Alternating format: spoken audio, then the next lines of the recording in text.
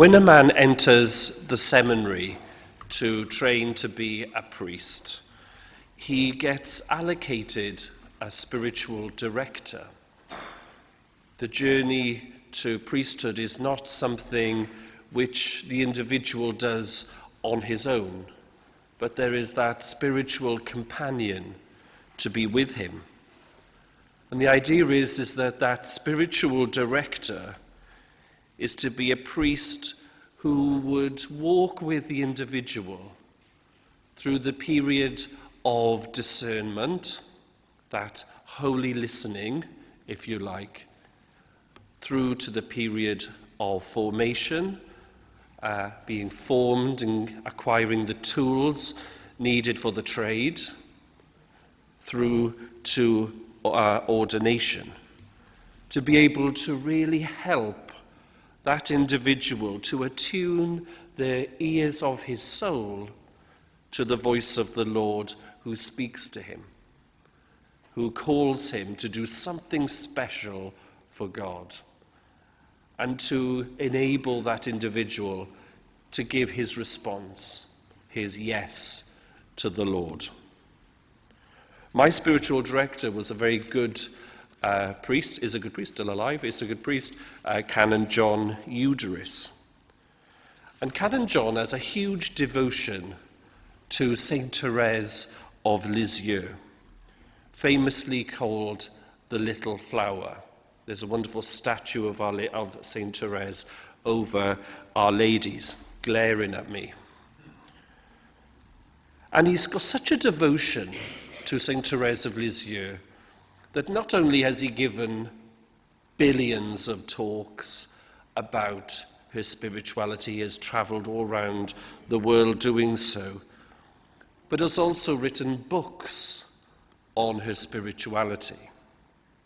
Now, I have to be honest that there was a little clash when I was first allocated Canon John, because if I'm honest, I couldn't stand her. If I can say that about a saint. I found it quite difficult to connect to Saint Therese of Lisieux. And I'm sure you can think of her like a saint of yourself, where you think, yeah, we haven't got a good relationship, have we? That's why, she's looking at me, she stares at me from Our Lady's. And I was much later in joining the party, if you like. And there was a change moment. Canon John didn't give up on me, thanks be to God, wouldn't be here. Or lucky for you, unlucky for you perhaps. But it wasn't until much later on, till I was just researching oranges in Seville, if you remember the summer holidays, where I read a book containing Saint Therese of Lisieux's letters to a struggling priest called Maurice, a missionary priest, a wonderful sequence of letters to and fro. And that sort of changed everything. In case you don't know anything about Saint Therese was a Carmelite nun who was totally devoted to the child Jesus.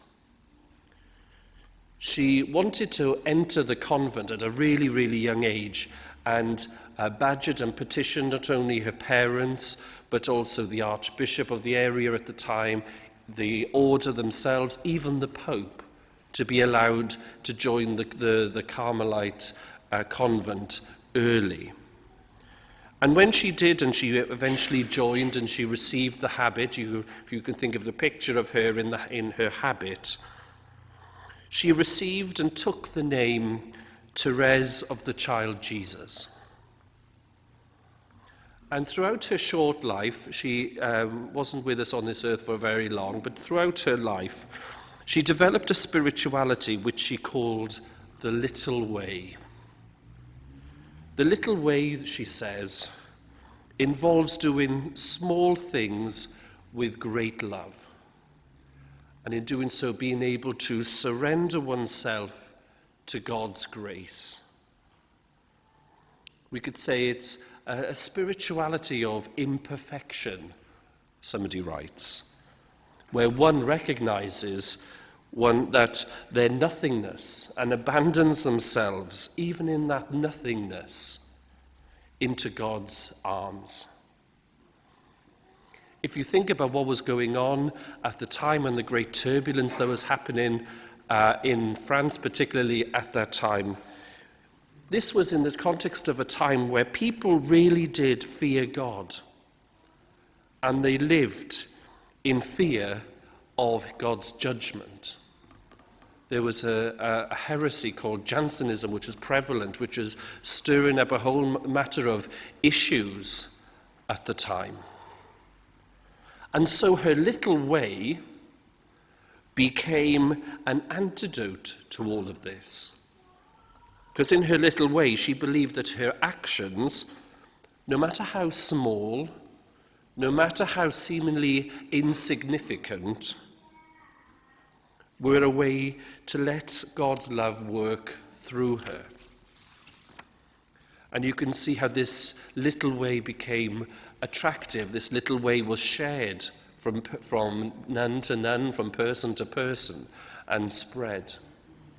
And of course, Saint Therese, because of her the development of her little way, she became a doctor of the church. In the first reading that we heard from the prophet Micah, we hear of Bethlehem as being referred to by the Lord as too little to be among the clans of Judah. Too little, too small, too insignificant. Yet it's from that place of such smallness, such seemingly insignificance, that something great is about to come forth. Listen to how the prophecy continues to unfold again, if you have a look in the newsletters, that from you shall come forth for me one who is to be a ruler in Israel, whose coming forth is from of old, from ancient days. This is the promise of the birth of the Messiah. This is the promise of the birth of Jesus. He who will be the fulfillment of the covenant. That's the from ancient days. Jesus then becomes the reason for the season, as the famous saying goes. These last days of preparation then of Advent as we gear towards Christmas, take us then directly to him. Take us to his coming as man. These last few days of Advent direct us and journey us directly to the manger. And so as these days of Advent begin to draw to a close, and we get to experience afresh in our lives a newness and a vitality of the Christmas season, what we'll see unfold during these days is how the smallness and the simplicity of the incarnation, that baby wrapped in swaddling clothes, lying in a manger, a moment of insignificance itself to man, actually becomes an historic moment set in time. And that moment is something that will change the trajectory of things forever. When we hear the message of the angels at Christmas, when we follow the footsteps of the shepherds who journey to the manger, when we look up, look to the star and follow the star with those wise men, we know that things will never be the same again. For us, our characters of this Christmas season will reveal to us Christmas is nothing less than Emmanuel, nothing less that God is with us. And the characters of our Christian story, as they arrive at the scene and as the Christmas season will unfold, will offer their testimony to this. The secular world places a huge amount of accretions upon the Christmas festivities, all of the unnecessary stuff that gets in the way. Today we have the chance to park that to the side, to look to Jesus. May our looking towards St. Therese and her little way become for us a wonderful tool to help us approach the infant child in the manger with a renewed childlike simplicity and trust. Amen.